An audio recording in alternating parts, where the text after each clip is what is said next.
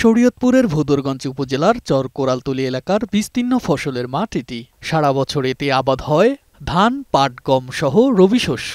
তবে সম্প্রতি প্রভাবশালী বেশ কিছু চক্র সরকারি নিষেধাজ্ঞা অমান্য করে কাটছেন কৃষকের কৃষিজমি। এতে দিন দিন কমছে আবাদি কৃষিজমির পরিমাণ, সৃষ্টি হচ্ছে জলাবদ্ধতা। শুধু ভোদরগঞ্জ উপজেলাই নয়, নড়িয়া, গোসাইরহাট সহ প্রতিটি উপজেলায় এই একই দৃশ্য। সরকারি নিষেধাজ্ঞা থাকলেও তা মানছেন না কেউ। 3 ফসলি জমিতে খনন যন্ত্র দিয়ে মাটি কেটে মাছের ঘের তৈরি করছেন প্রভাবশালীরা। আর অপরিকল্পিত এসব ঘের তৈরির কারণে বাড়ছে জলাবদ্ধতা, ব্যাহত হচ্ছে কৃষি উৎপাদন। প্রতিকার চেয়ে মানববন্ধন ও কৃষক সমাবেশও করেছে ভুক্তভোগী কৃষকরা। এই জমিনগুলো আমরা দেইনি, মাছের প্রজেক্ট কাটতে আইছে, এরা জমিনগুলো জোর করে কাটিয়ে নিয়ে যেতে আছে।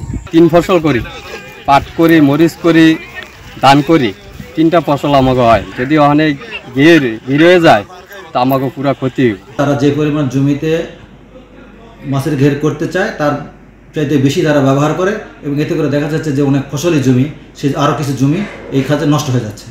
এদিকে শরীয়তপুরের ড্যামুডায় জোর করে কৃষি জমিতে মাছের ঘের নির্মাণের অভিযোগ উঠেছে স্থানীয় প্রভাবশালী হারুন শেখের বিরুদ্ধে। রাতের আধারে জোরপূর্বক জমি কেটে ঘের নির্মাণ অভিযোগ তার বিরুদ্ধে। তবে এসব অভিযোগ অস্বীকার করেন অভিযুক্ত হারুন শেখ। আমরা জমিন দিবি, আমাকে জমিন জোর করিয়া 1,500 দিয়া এই জমিন কাটছে।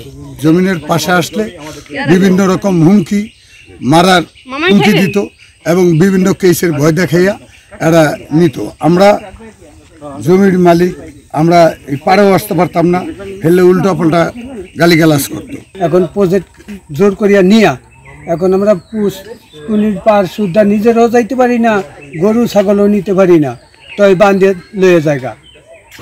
একটা মহল চাঁদা দাবি করে আমার তনি, চাঁদা দেওয়াতে আমি অস্বীকার করলে কিছু লোকজন জড়ো করিয়া জমি ছাড়া, এরা মূলত জমি আলা না, এরা টাকা খাওয়ার জন্য মিথ্যা প্রচার করতেছে আমার নামে। অবৈধ মাটি কাটা বন্ধে ব্যবস্থা নেওয়ার আশ্বাস দিয়েছেন উপজেলা নির্বাহী কর্মকর্তা। আমরা প্রতিনিয়তই এই অবৈধভাবে মাছের ঘের করার বিরুদ্ধে মোবাইল কোর্ট পরিচালনা করছি।